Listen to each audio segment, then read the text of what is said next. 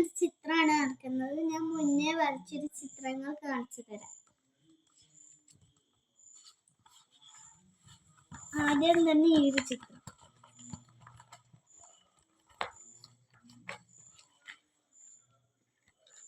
രണ്ടാമത്തേത്, മൂന്നാമത്തെ,